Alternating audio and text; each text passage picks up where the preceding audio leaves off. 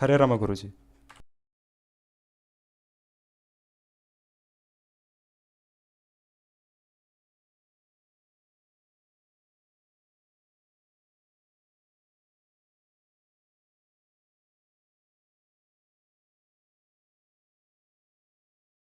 Yes, Guruji.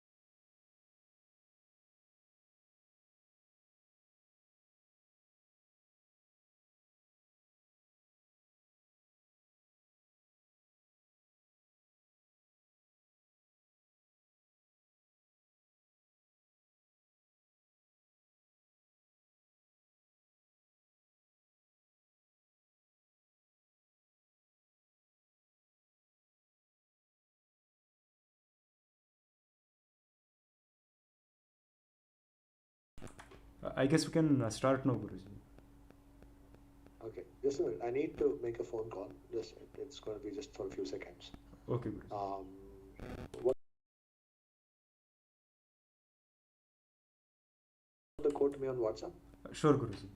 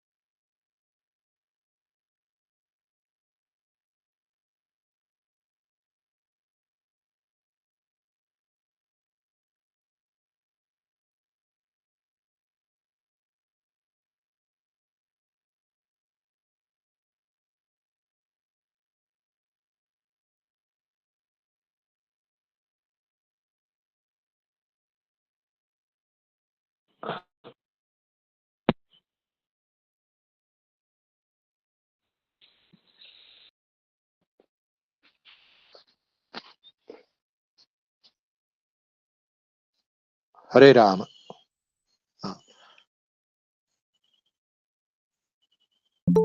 Am I audible?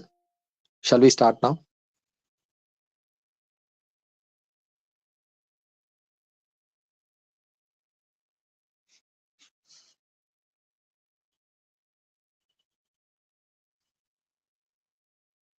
ಕೇಳಿಸ್ತಾ ಇದೆಯಾ ಮಾತಾಡ್ತಾ ಇರೋದು? Am I audible? Yes, Guruji.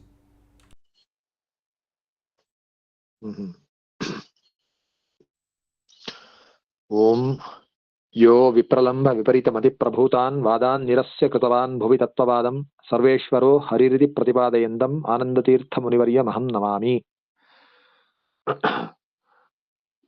भुजगभोगाभम् उद्यम्य हृद्यं निजभुजं दक्षिणं लक्षणाढ्यं ललितमुद्रिक्तविज्ञानमुद्रं भज भज अनन्तमित्यालपन्तं प्रणतवान् प्राणिनां प्राणभूतं प्रणतिभिः प्रीणये पूर्णबोधम्।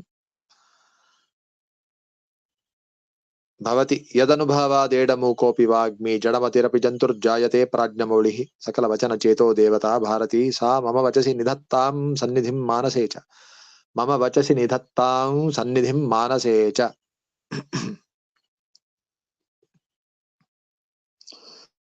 So, welcome to all of you. We are all here to try to understand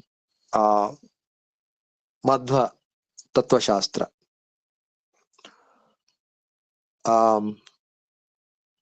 Now that most of you are aware from your school textbooks maybe, or from your tertiary studies of philosophical texts maybe, most of you may be familiar with the names Advaita, Dvaita, Vishishta, Dvaita. Are you people familiar?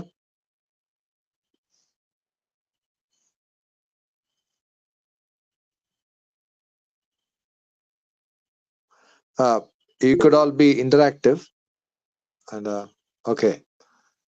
You could just unmute the mic and answer. I got the answer that you all typed through the text, but I think it won't be much of an interruption to just say a few words with your microphone on, and then maybe you can mute it after that. Now, what is the name for Madhva Tattva Shastra? Anyone? Swamiji, may I speak? Sure, you don't have to ask. You're please go ahead. Yes, Tattvavaada.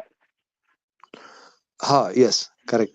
Tattvavaada is the name of Madhva philosophy. Madhva Tattva Shastra is called Tattvavaada. But mostly in textbooks that you might have read, or in some of the philosophical books, they will speak of Madhva philosophy under the name Dvaita. Have you come across the word Dvaita? Now, what we have to be sensitive to is that this name Dvaita and Advaita, which is being used in the context of philosophical discourse historically in the sense the way that modern history deals with these words, that sense of these words is essentially different from the sense in which it is used in the Upanishads or in the Veda.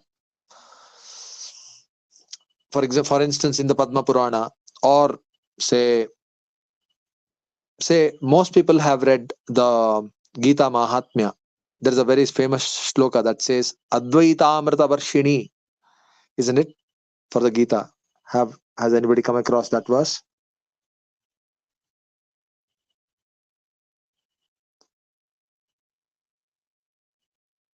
Please feel free to talk.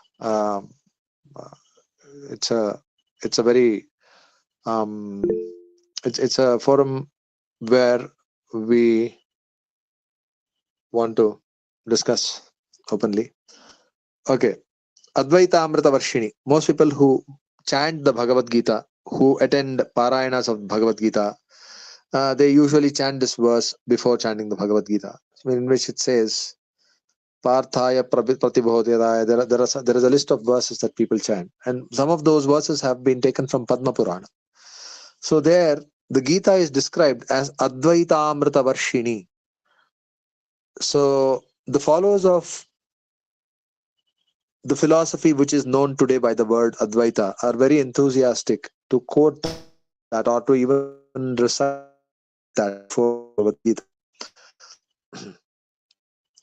Because they want to use the sense that the Bhagavad Gita is ultimately Advaita Amrita Varshini. So it's actually just telling our philosophy. That is the reason why I'm here taking it up to clarify that these words, Advaita, Dvaita, which we are accustomed in the modern historical context to use them to refer to names of schools of thought, whereas in the Vedas and in the Upanishads they are used in a different sense. They're used in the sense Advaita means Dvaita means the sense of a second. The sense of a second. Second means a second one, like the first one, second one, third one. So it's the sense of a second one. Advaita means the absence, the sense of an absence of a second one. Is that, am I getting across to you? Yes, Guruji. The sense of the absence of a second one. So Advaita basically means the tattva of Paramatma or God. God is Advaita because there is no second one like him. So it mainly refers to God, the word Advaita, because there is no one, there is no equal to him.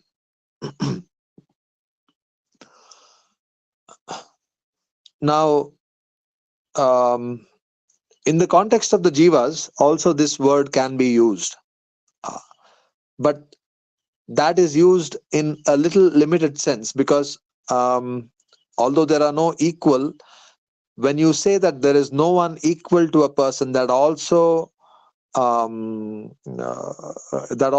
includes the idea that of course there is no one better than him. If there is no one equal, it doesn't need to be said that there's no one better than him.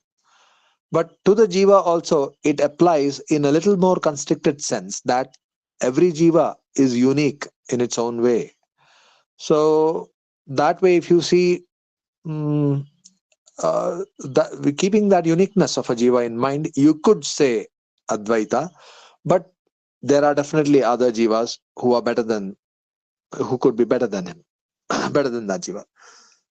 So that is why when it becomes used in the context of a jiva, it becomes slightly constricted. So the word Dvaita often is used in the Veda in a slightly derogatory sense. Dvaita means a kind of separatist, and it is mostly used in a bad sense in the Vedas and in the Upanishads.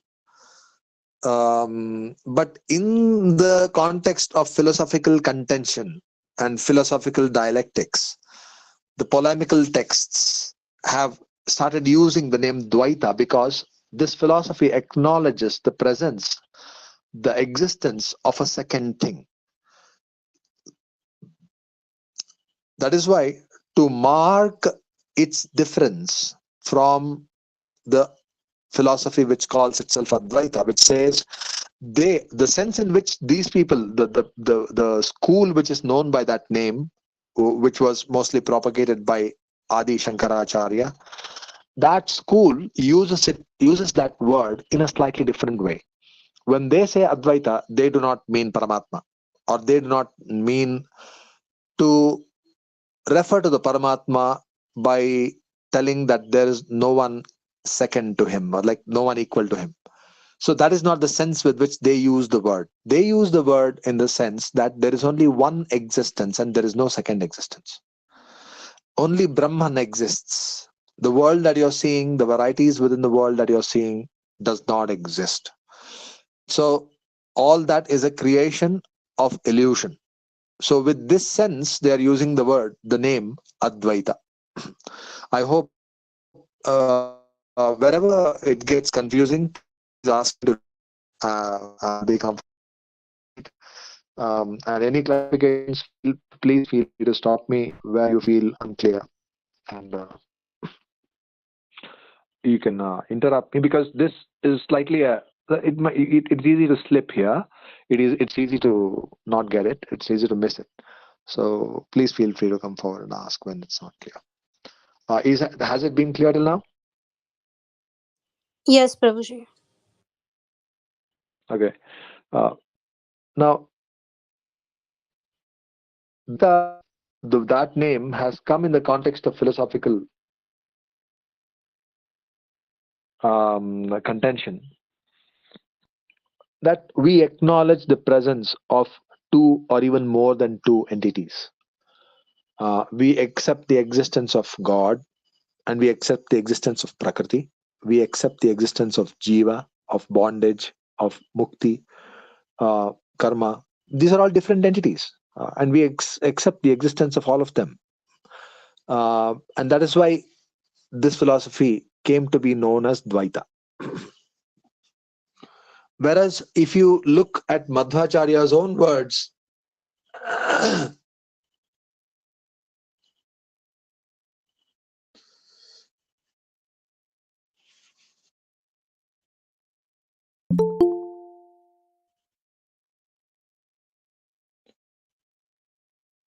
in Madhvacharya's own words, the name that he uses for his own philosophy is Tattvavaada.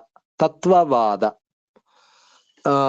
Shankaracharya and the most important propagators of that philosophy, they too have not used the word, surprisingly, Advaita, their philosophy. Anyone come up with an answer to the question, what is the name that they have used for their philosophy? Shankara. Hari Srinivas Swamiji, may I answer? Sure, please, you don't have to ask. Mayavada. Yes, Mayavada. Anyone has an idea why they call their philosophy that?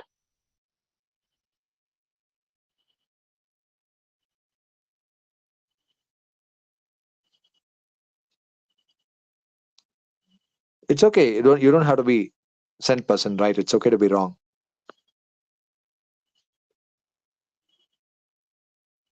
Because this word is made of illusion, that's why.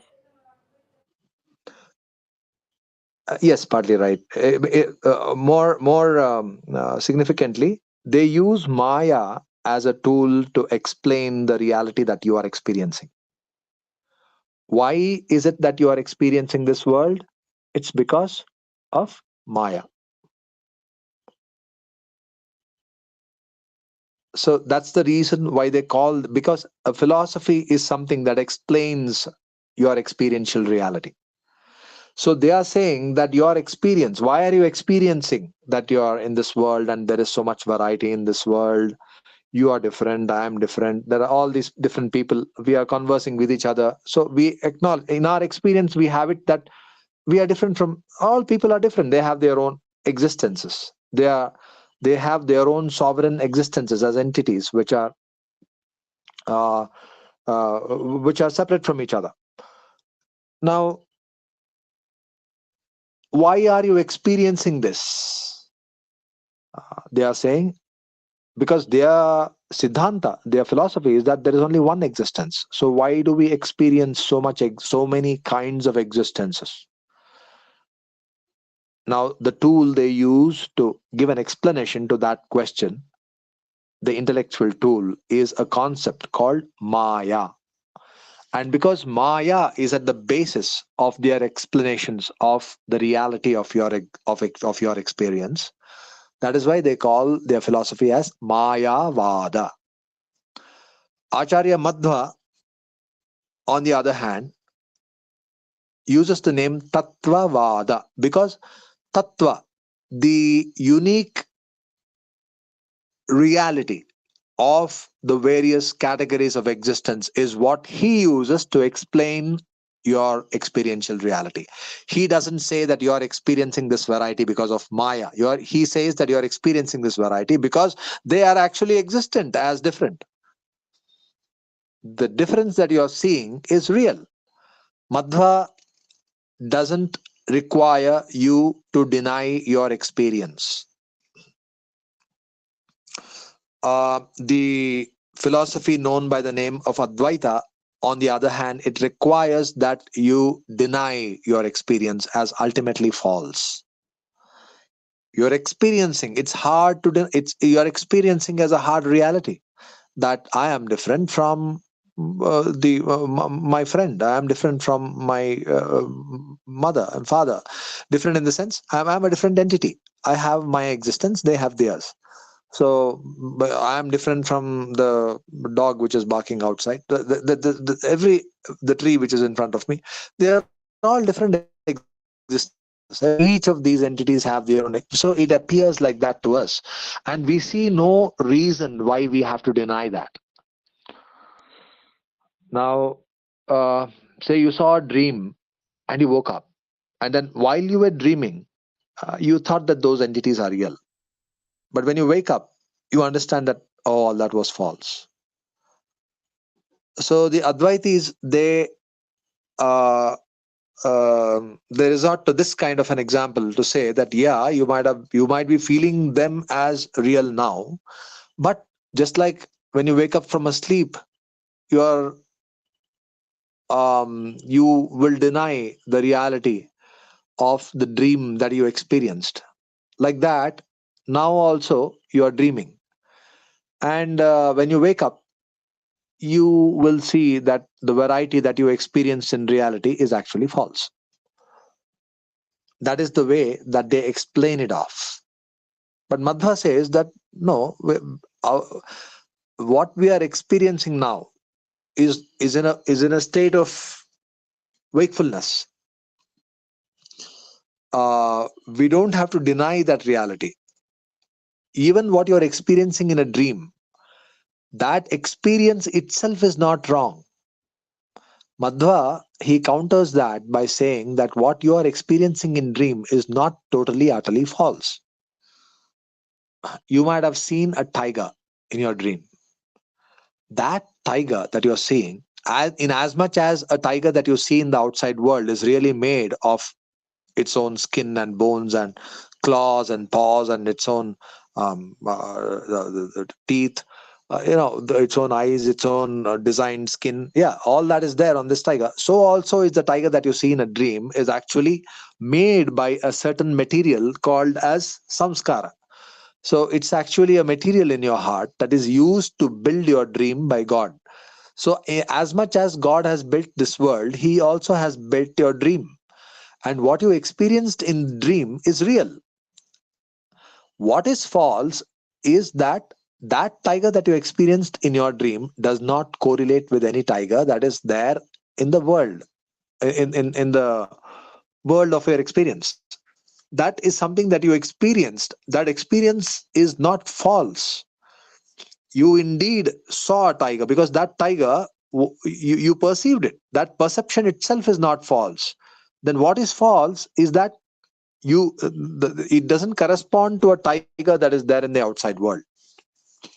In the dream, if you saw that, say, your close friend uh, got 1,000 rupee, got 1,000 gold coins, or maybe he had an accident, you saw this in a dream. Now, when you wake up, you may feel a sigh of relief that, oh, okay, I'm happy that my friend is safe.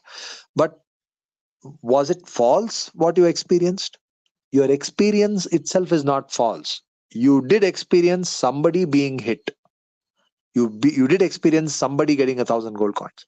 But that what is false is that what you experienced in your dream does not correspond to the person outside. That correspondence is false, but the experience itself is not false. So Madhva is very strong about that if you go on denying your experience, you will not be left with any basis or any real thinking. Then there also remains no basis to even accept that Advaita is true, because ultimately you have to accept, or any acceptance comes on the basis of experience. Does that make sense? Yes, Guruji. Okay. Any questions regarding this, please feel free to ask. Because it's Hari been Srinivasa, Guruji. Hare Ram, listen. You were speaking. Continue. Sorry. Are you saying? Please, I was not able to understand what you said. I was speaking continuously. No, you were speaking something. I interrupted you, Guruji, Swamiji. No. Do you have something to ask regarding what was discussed? Yes, I want to just ask you. is Srimad Madhvacharya saying that dreams are real in an abstract sense, or is he saying something No, else? now, what are you seeing in front of you now at this point of time? I am seeing my table and chair. Yeah. So now, is that real or illusion in an or is it real in an abstract sense? It is real in a real sense, at least Because you the can way touch we that, experience you can experience that it. table, right? Yes, What is that table made of? It's made of fiber. It's made of rosewood. It's made of sandal, teak wood. What wood is it made of? Or is it made of wood or fiber? What is it? it is made of wood. Okay, but you don't know which wood. Okay, some wood. It is made of some wood. Yeah. What if you touched a table which is not made of wood, but it is made of vasana? The material is called vasana. There is something. Vasana is a material that is there in your heart. So these materials are taken by God, and He builds your dream for you. But it is subtle, right, Guru Swamiji? It is subtle, but nevertheless you are experiencing it. It doesn't matter. Subtle and gross is relative. Hmm. You're experiencing it is what matters. You are experiencing that Yes. table. That table may not be made of wood, but it is made of vasana. Yes. And Swamiji, I wanted to ask, Brahma Sutra last chapter discussed this, right? Well, this has come up in other contexts also. Thank you for answering my doubt. Okay. Harirama. Yes, Rajeshri, you want to? Chandrika Yes, said yes, something. Swamiji. Okay, well, who raised first? I don't know. Chandrika has to say something. Please go ahead. Guru. The thing is, it's actually it's a great contribution to understand from Madhvacharya that to understand that dreams are real. In the sense of perception or the experience what the dreams are conveying us, that is real because in Ayurveda, parikshas of patients. Just so So we do that all of parikshas. you know, just so that all of you all know, Dr. Chandrika she's an Ayurvedic doctor. She's a professor of Ayurveda. She's teaching Ayurveda in SDM College in Hassan, and she's also a doctor, a practitioner. Yeah, please go ahead. I just wanted to clarify. Yeah. Here, so this is actually because we, in a realistic sense, say we do pariksha of all rogi. So pariksha based on their dreams also, we collect certain objective parameters to define or diagnose their problems. So swapna or assessment of dreams is also there.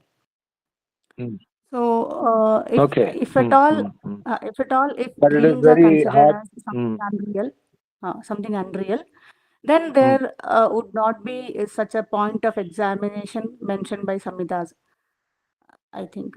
Exactly. So Well, I hope everybody got the point that Chandrika is making.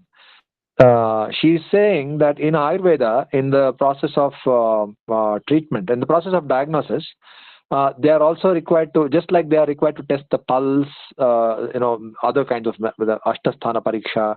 They test your the pulses, maybe even the stool test, on all such different kinds of test. One of the points of diagnosis is also that to diagnose a disease, you would also have to test what the patient is dreaming. Based on that, also you can conclude what is the kind of ailment or sickness that he's having. So, isn't that significant? Yeah. much more Rajeshri had to to put it. say something. Yes, Swamiji. I was Yes, asking that. Rajeshri. Yeah, I was asking that.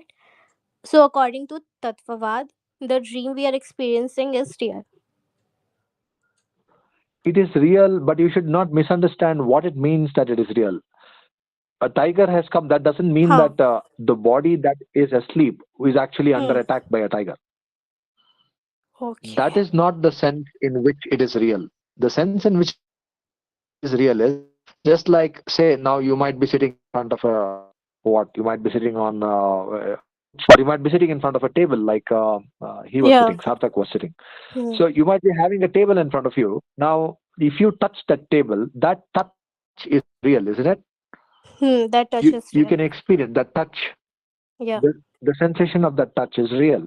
Now, in the dream also, you are perceiving that there is a Hmm. table in front of you. The object that you are perceiving is actually made of something real. Vasana is a real material, and that table is made of that. It might look like a wooden table, but it is actually made of vasana. So you are looking at a thing that was made, just like the Lord, just like God has.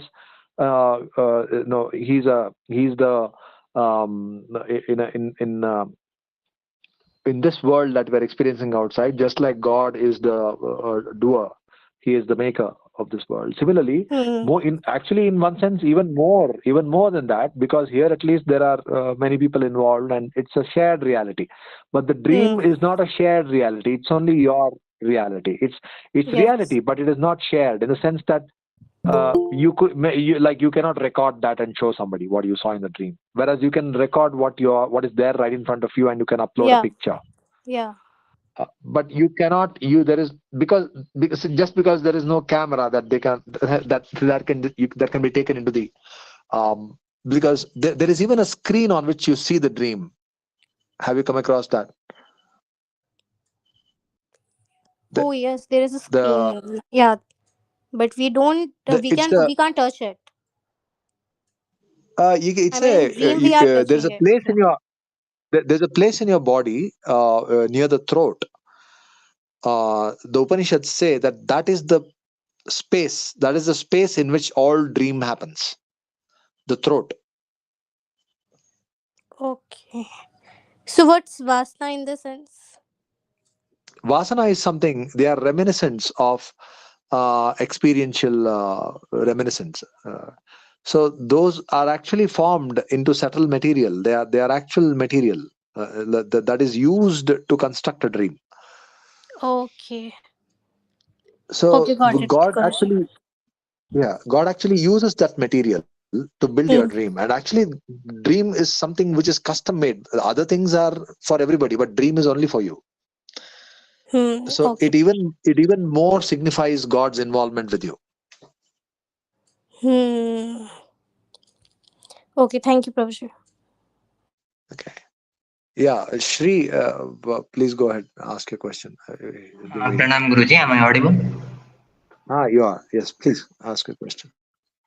So I remember a statement wherein Shankaracharya says, like thousands of shrutis which describe fire as cold cannot deny your experience fire being hot. So my doubt is here, like, is Advaita denying the experience as a reality or the object out there as a reality?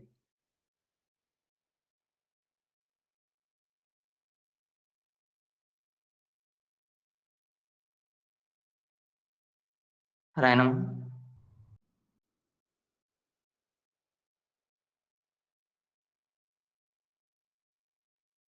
am I audible, Guruji?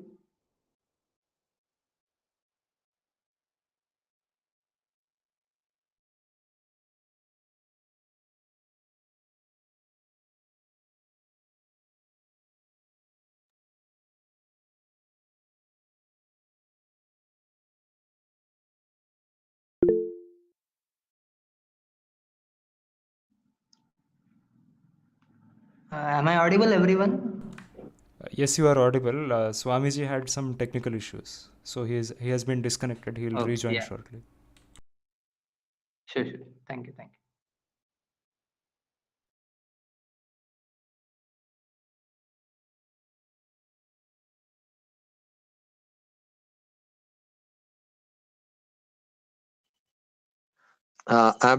I'm sorry I had to answer a call urgently, but that's over now. Please, Shri, I'm sorry I couldn't get your question exactly. Were you asking a question or were you Okay, making a Guruji. comment? Yes, no, I'm asking question, Guruji. Please go ahead. Like you made a statement earlier, like Advaita is denying the reality of experience. Advaita requires you to deny in the ultimate sense, yes. But I remember a statement from Shankaracharya wherein he says the statements of thousands of Shrutis which describe fire as cold cannot contradict your experience of fire being hot. So my doubt This is is another. whether Yeah. Thank you for bringing up that question. I got a question. See, actually, Shankaracharya's commentaries, you will find this repeatedly because Vyasatirtha also, in his Tatparya Chandrika, he has brought this up again and again that Shankara speaks in a convoluted way. He speaks this way also, that way also. So that is one difficulty with Shankaracharya's writings that we come across. That on several other occasions, on several other, for example, in one of the Brahma Sutras also, the sutra is that is the only sutra where Shankaracharya has even slightly refuted Buddhism. One of it occurs in the very first chapter or the second chapter of the Brahma Sutras, and in the Bhashya to that, Shankara says that this cannot be, with what the Buddhists say, that there is, he apparently denies the partitions. He apparently denies that there cannot be partitions in reality. And Bhaminikara, who is a commentator on Shankara, he says that Atra Acharyaha Swamatameva Chikandishyati Chitram. It is very interesting that here Shankara seems to be contradicting himself. He seems to be defeating his own philosophy of Ekatva. So there are several contradictions like that, and if you want to familiarize yourself with the whole gamut of contradictions that is there in Shankaracharya's own writings, I refer you to Tatparya Chandrika by Vyasatirtha. Sure, Acharya. So, like Acharya, the whole point of the Shankara philosophy is that the world that you are experiencing is because of Maya. That is why their philosophy, he himself calls his philosophy as Mayavada. Because, the main point of their philosophy is that there is only one existence. There is no second existence. Only Brahman is real. Everything else is false. Jagat Satya, Brahma Satyam, Jagat Mithya. That is the Shankara philosophy. So, Shankaracharya is accustomed to speak in a way that suits his needs wherever the need arises while dealing with a certain subject in his commentary. But then you need to see the emphasis of the entire philosophy. The entire philosophy is saying that Jagan Mithya, Brahma Satyam Jagan Mithya. There is no second reality. Even Jiva is also Mithya according to them. According to the Shankara philosophy, Ishvara is also Mithya. Like Paramatma, Krishna, that their idea, they are not denying their existence. They are saying that God exists, but the difference between God and Jiva is also illusion, according to them. They say that it is only it is that division, that certain person is God, other persons are all Jivas. Then a certain thing is matter, certain thing is karma. All these divisions, they are saying that these divisions have come because of Maya. Actually, there is only one thing existing, that is Brahma. So they are saying Vastu is Nitya, but not the experience. They are saying that Vastu Nityatva also, they are saying that actually only Brahman Sorry, exists. Acharya, Mithya.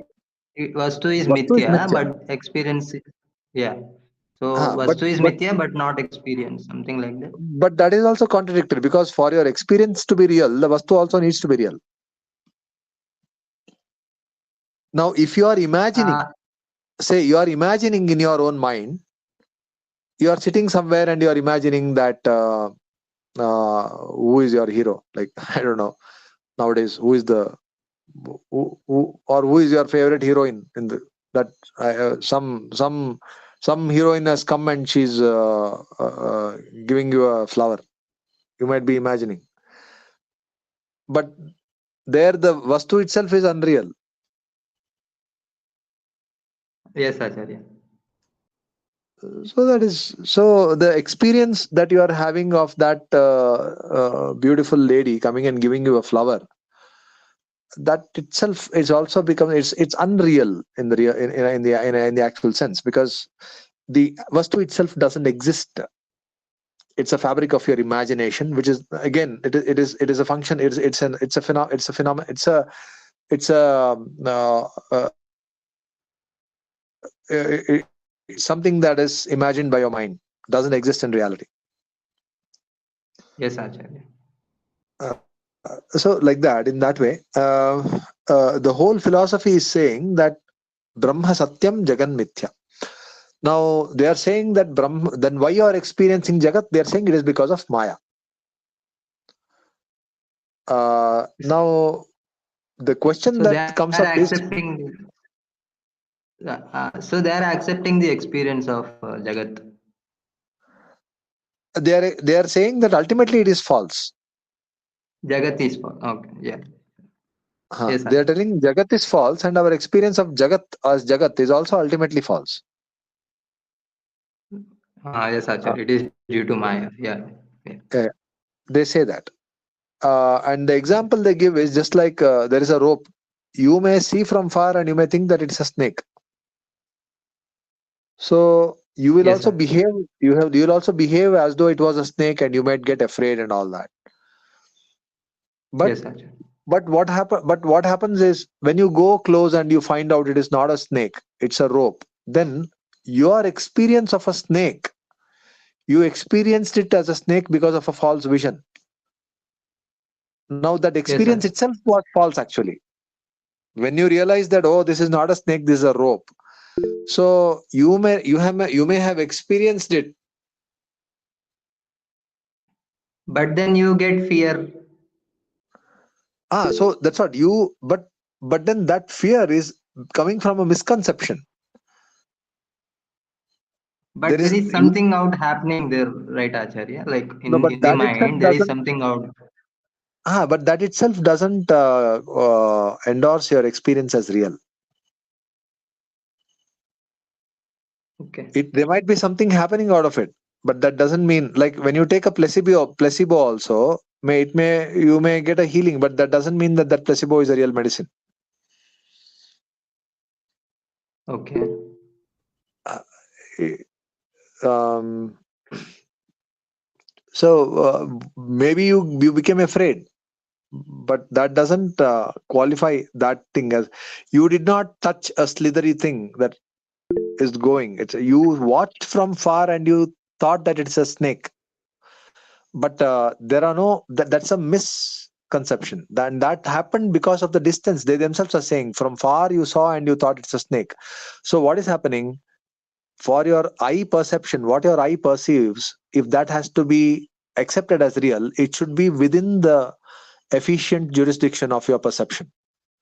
Like if you're seeing from far, it might look, oh, maybe that somebody standing there. It might look like that, but when you go nearby, you may see that it's actually not somebody standing. It is just a wooden piece that is made to stand. It's, or maybe you will find out that it's not a person, it's just a scarecrow. Yes, Acharya. So now you saw from far and you thought, you even maybe for once you might have even got afraid that, oh, somebody's looking, somebody's seeing. But then you realize that it is not somebody, it is just a statue, or it is just a piece of wood there. I thought that it looked like somebody. So that is because of a faulty vision. Yes, Acharya. So you cannot consider that experience as real. Faulty experience is not real experience. Now that fault, why it may happen? It may happen because the perception of the senses. Now in this matter, it is the eye. So if the sense that you are using, the sensory function of the eye is being interrupted because of a certain because of a certain um, the absence of a certain requirement. It requires proximity. It requires a certain it requires the object to be within a certain visible range for you to look and conclude what it is accurately. Now it is beyond that range, so it is, or it is, or you didn't get enough time to look at it, or something like that. So that is how you arrived at that false conclusion that it's a person there. So like that. So the faulty vision will not lead to uh, real experience. So for the experience to be real, you need to first of all confirm these parameters, that whether it is within your visible range of perception. If it is not, then you can't validate what you have perceived as a real experience. So yeah, you saw a rope, maybe you didn't see it for enough time that your eye requires to perceive, or it might be far away from your visible range. So that perception cannot be considered as real. Now, now that you got a fair idea about what is happening here, let me raise a question that we ask mostly when these people say that when they use Maya to explain our experience of variety. The question that we ask is, okay, if it is Maya, does Maya exist or not, is the question. Yes, Acharya, that is one way of. Now if Maya exists, then that contradicts their fundamental statement, their basic tenet, Advaita. Yeah. that Advaita. there is only one existence. Yeah. Now if they say that Maya doesn't exist, then the question comes that then how are you using it to explain the experiential reality? Something that doesn't exist is causing the all-knowing Brahman to delude himself. No, Acharya. So that these are the problems that come up.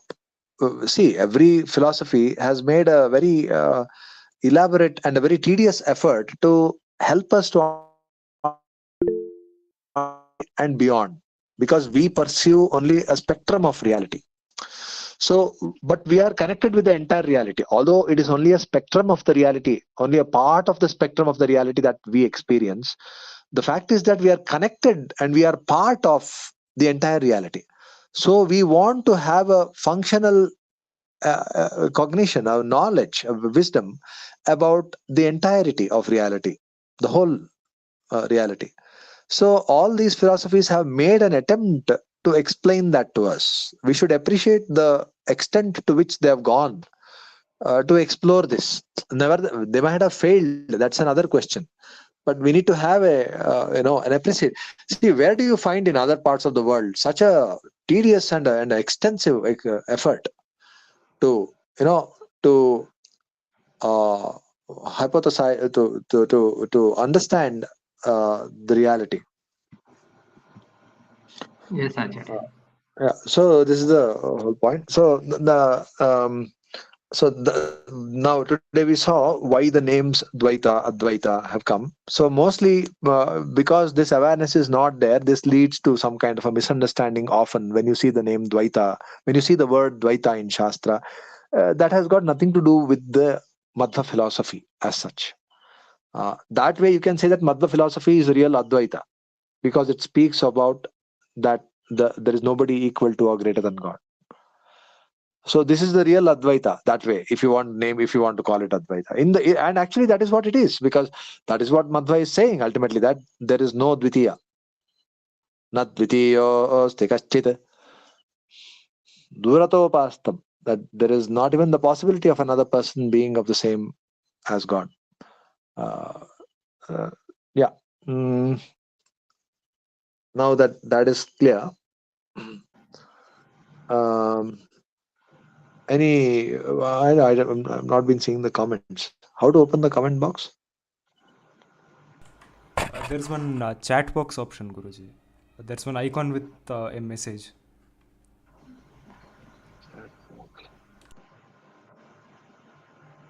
Show captions in call messages. Wait. Oh, messages can be seen only during the call by. Okay. Okay. Wait. What happened to all the other messages? They get deleted, huh? Yes, Guruji, at the end of the session they get deleted. But now there were many messages that I saw before. I can't When see you them got now. I'm disconnected, only I seeing think one you message by Rajam. when you Okay, were okay, okay. disconnected, they were erased for you, I guess. Okay. So the only message I'm seeing is how world is mithya ultimate. Can explain. Okay. This is Brajan Sevak. Swami, what is the purpose of union of God and Jiva in dreams? Wait. Sarthak. What is hallucination, Swamiji?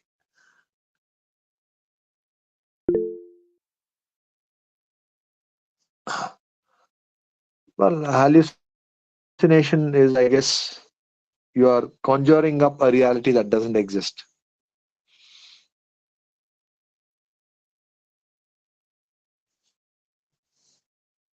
Hare Srinivasa Swamiji, may I elaborate my question?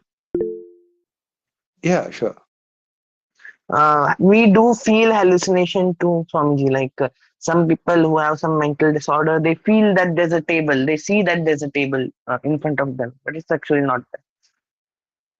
So, how to explain that? But what's happening? Mind loop there. See, what they are feeling, hallucination, that is not a dream because they are not asleep, right? Yes. They are in sleep, nor are they are in dream and wakeful state and hellish condition of existence. It happens to very sinful people.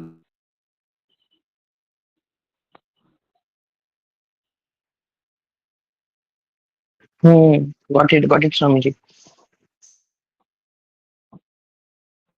In dream, actually, they're sleeping, nor are they awake, not perceiving things as they are.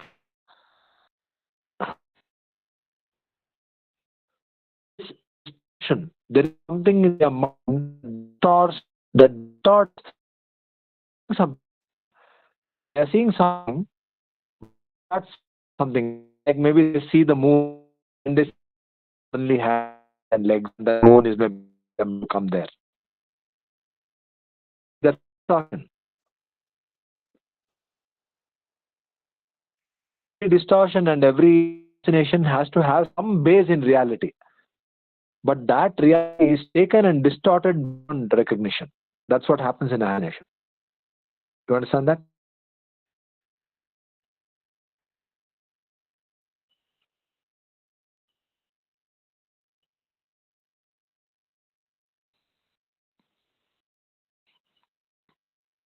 Okay.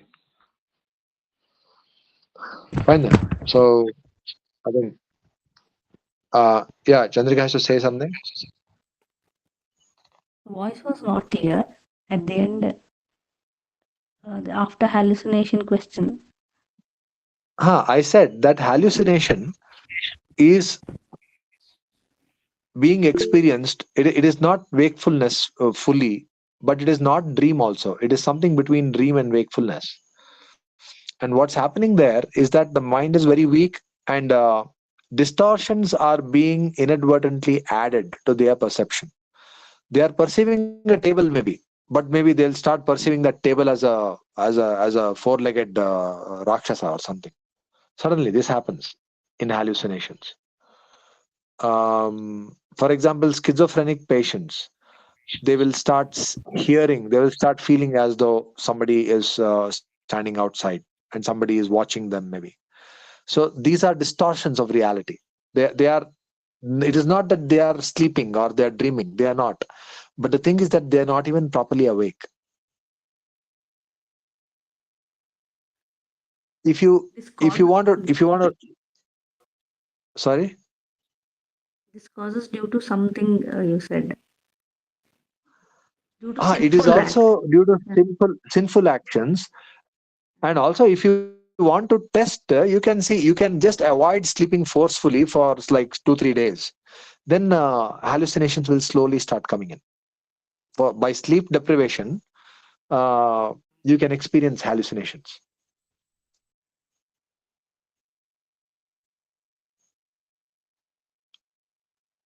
Has anybody experienced hallucinations because of sleep deprivation? I have experienced sleep paralysis. What is it called? Sleep? Sleep paralysis. Sleep paralysis. I Yeah. don't know what is sleep paralysis. What happens in sleep paralysis? It's actually a condition where the person is paralyzed or has the experience of moving out of the body similar to that. That's actually not And also, completely the same as hallucination. Okay. Uh, you feel what do you feel when you're sleep paralysis? What do you feel? What do you I see feel yourself? some creatures around me, and I cannot move myself. My body just paralyzed. Okay, okay. It happens Yeah. sometimes out of fear also. So that is an delusion. I mean, hallucination. The creatures we see. Uh, I don't know. You have to see the case because it's hard to say. For me, I don't know. But you are using the name sleep paralysis, which I'm not so familiar with. But Mm. experiences like that may happen sometimes when there are spirits and some evil spirits around you. So they might inflict such an experience on you. They might make you like they might hijack your body or they may hijack your mind. There are many reasons why a person might has hallucinate. See, hallucination is a distorted perception of reality. Now, what is bringing about that distortion? Maybe either your own sinful activities in the past, because of which your mind has weakened to an extent that it is distorting. It is not able to perceive reality as it is. So that is because of a distortion which your mind is bringing up because of papa, because of sinful activities, or because of adharma.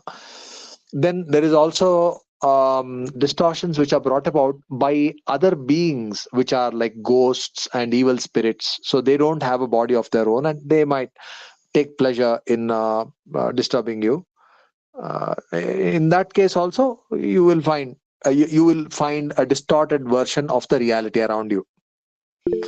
What you might be perceiving as a ghost or some other creature which is like four heads and six legs, maybe it may actually there only be it might be it might be a nail cutter or something that is kept there, that is appearing to you like that. That's that hallucination happens because of various causes. Ji, Prabhuji. Yeah. Vamshi, you have to ask something. You can't speak. Is it okay? So what is it that you want to say? Message box. Achita, somebody wants to read what Vamshi is having to say. Prajna, can someone read what Vamshi is having to say?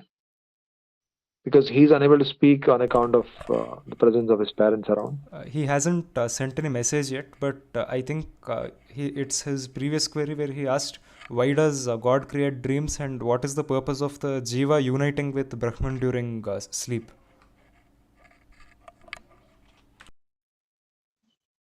What is the purpose of the jiva? Rejuvenation.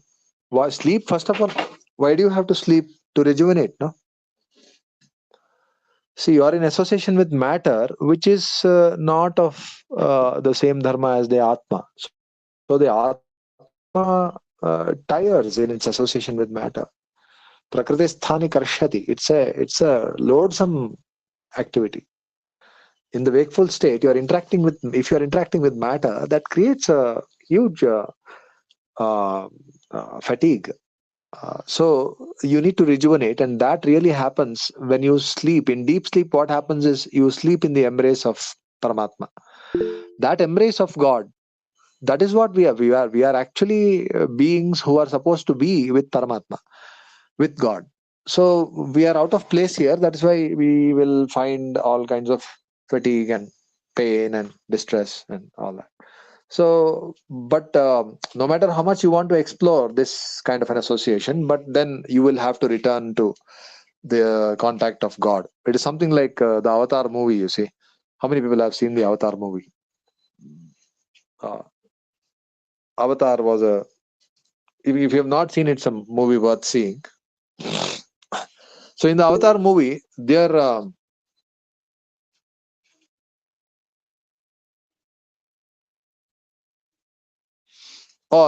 answer, don't get into that, because if you try to understand that answer, you will go crazy. There is a book called Tattvavaada by Chitsuka. So he has made a huge philosophical construct to answer that question, that how Maya is not an external entity, it is something that the Brahman does to itself. So Maya, whether it's a phenomenon or something that Brahman does to itself, that is called Maya.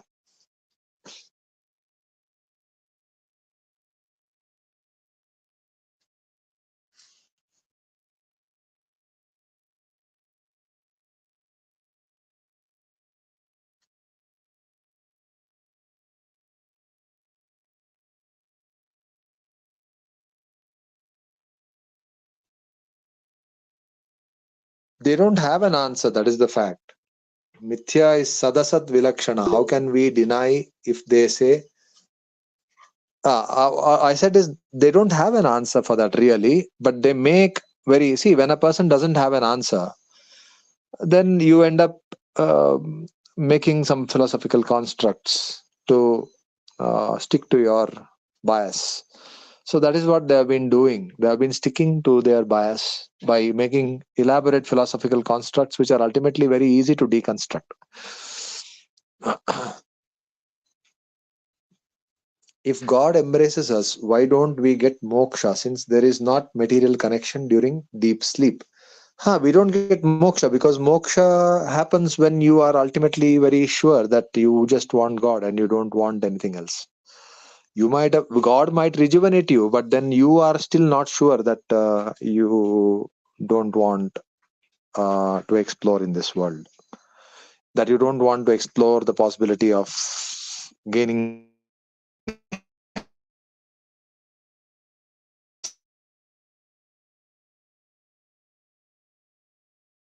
Means you have to wait for the anugraha of God, but you don't have to wait Guruji, for your voice an was explicit breaking a bit. activity of an embrace. Is it?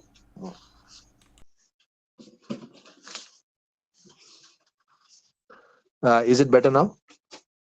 Yes, Guruji. What was the last thing that you all heard when I was saying?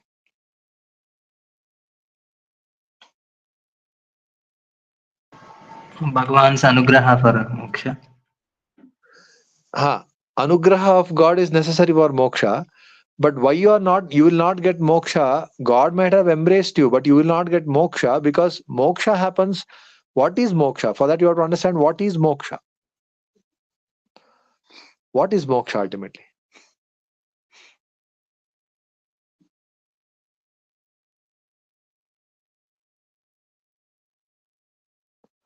Why are you here, basically? If this, yeah, please, somebody try to answer. Acharya, is it Anadi? This What is anadi? For the thing which there is no beginning, or a situation where there is no beginning. That realm in which we experience moksha doesn't have any beginning. Prakriti also that way has no beginning. Even the material world that you are experiencing now, it has no beginning ultimately. It is there in a particular form in front of you, but then ultimately Prakriti is also anadi. God has no beginning. Prakriti also has no beginning. My answer to like why we were here, like it is Anadi, like there is no reason. But then there is a reason why you are here. Like otherwise you would be in a place where you would prefer to be. Do you prefer to be here? No. Then why are you here? Why are you kept A- here against your will? Avidya, Anadi, etc. You are kept here against your will because you are not fit to be a citizen in the realm of the free souls. Okay. Why is somebody kept in prison? For Or their wrong actions? or because they're not fit to be part of the functional society, right? Yes, Acharya. Not only prison, even school, for example, even that is some kind of a, an isolation from the functional society. You are a student means you can't be part of the functional society as such. You are still in the phase of preparation. You are not a Yes, fully Acharya. functional individual. You are maybe you will be in the future, but at this point of time you are not as a student. So like that, so this you are here because we are not yet ready to be a functional part of the realm, in the realm of Vaikuntha, in the realm of liberation, in the realm of liberation means it is not a certain state of it is that is what existence is. We are here because we are not fit to be there for some reason. So moksha means that why are we here? We are here because we have an affinity towards matter. We are searching for happiness here in this matter. That is why we are here. So if you give that up, then then that is what is required for you to go to moksha.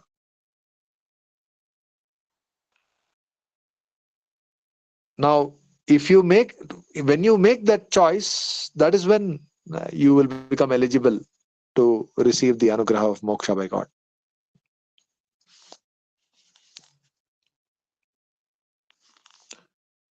Is that clear to whoever asked why we don't get moksha if the Lord embraces?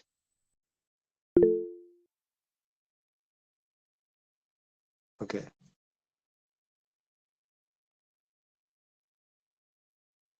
Mithya is sadasat vilakshana. How can we deny if they say Brahman as a basis for reality? Sad asad vilakshana. What is this word sadasat vilakshana? If something is there, it is either sat or asad. How can there be something which is not either sat, neither sat nor asat? Uh, they define Sat as the thing which is present in past, present, and future, and Asat as the opposite, and Mithya as being in any one of these states.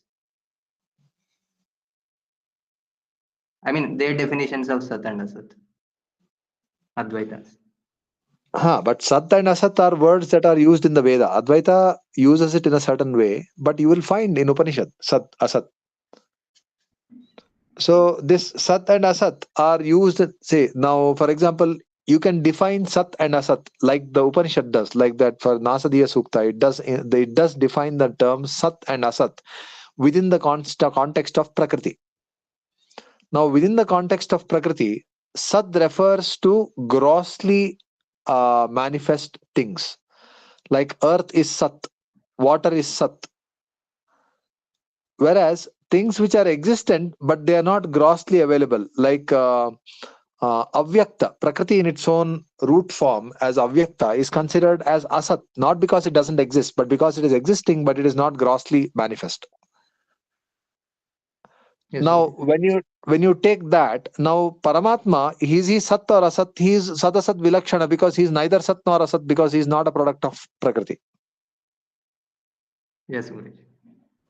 So, in that sense, that is clear. But the way they are saying, if you accept Sat as that which is existent and Asat as that which is non existent, then if something is there, it has to be either existent or non existent. You can't say that it is neither existent nor non existent. That doesn't make sense. Like they give an example of pot, like there is praga bhava, like there is absence of pot before it is made, and there is pradvamsha bhava, the pot doesn't exist when it was destroyed. So they call Okay. that pot being mithya. So that's No, but for us, how. we will not call it mithya because if a pot was made, okay, at some point of time it was made, it was not there before it was made, and at some time somebody broke it. But because it is associated with real time, at real time, maybe June 12th, a pot will be made, June 12th, 2025, Yes, Acharya. and June 13th, somebody will come and break it. Yes, sir. Okay. Now June 12th to June 13th, that time that was ticking, Yeah. that time was real. Yes, So sir. that pot had an existence in real time. Yes, sir. So before that it didn't exist, doesn't matter for us. After that it doesn't exist, doesn't matter. But it existed in reality for some time. That is enough for us to call it as real. Yeah. So the Yes. pot is real, and after that it may not continue to exist as a pot, but all its ingredients will exist in Prakriti. Yes, sir. Yes. Yes, sir. So like that. So Sadasat Vilakshana in that sense, like something which is there. See, Prakriti, some part of Prakriti is manifest, some is not manifest. So if you consider the part that is not manifest as Asat and which is manifest as Sat, then if you when you define Sat and Asat in the within the periphery, within the context of Prakriti, then whatever is beyond that Prakriti, like Atma, Paramatma, you can call them as Sadasat Vilakshana. So that is okay. But what they are telling that it is existent or non-existent. Now that part which you said, it was existent as at a certain point of time. It may be only for 2 seconds, but it existed for 2 seconds. That matters for us. So when it existed for Yes, two sir. seconds, then we don't say that it didn't exist, or it doesn't exist. Now, when they are saying Sadasat Vilakshana, they are denying the fact that it. We are not asking them that it existent now. We are telling them that is it existent or not. It might have existed at some point. See, even if they want to tell us that something called Maya came and then it caused the Brahman to delude himself, and this happened. Now the Maya is not there. Even if they say that, it is okay, but they are not even saying that. They are saying that such a thing called Maya, it is never existent and it is never non-existent also. Yes, Acharya. So Mithya. that doesn't appeal to any good sense actually when you make such a statement. Fine. So I hope it was a fruitful discussion. We had a philosophical discussion. We are every discussion that we are having, we are marching towards a holistic understanding of tattva of Tattvavaada. We heartily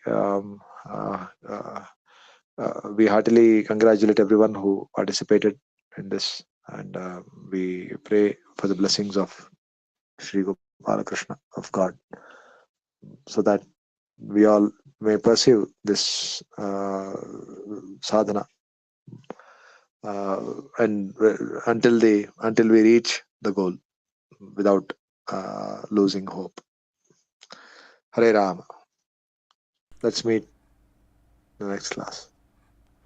So I would like to add a few points here. Basically, for those who are unaware of the reason for samsara and why they are in the material world, they can refer to the the sixth and seventh adhyayas of the last amsha of the Vishnu Purana. There is an elaborate explanation on the same, and just as Guruji said, the mind and identification of anatma as atma, that is the main root cause of samsara, as said in the Vishnu Purana. So in barely a month, we'll be publishing the same section of the Vishnu Purana on our website also. So for the benefit of everyone, they can read it, and that will give a good basic understanding of philosophy. Oh, that's a very nice thing. Yeah. And, in fact, in even Bhagavata, Mahabharata, many places this is mentioned, that what is the cause of the existence of the jiva in the material world. But yes, Vishnu Purana is also an authentic source from which we can get a clear understanding of even one thing. If you understand properly, it will become clear, even from one source. So yes, Vishnu Purana is such a source from which we can understand it with enough clarity. Thank you, thank you, Prajna, and we'll meet in the next class. Hare Sure, Ram. Guruji. Hare Rama. Hari Srinivas. Hare Ram. Hare Ram. All right.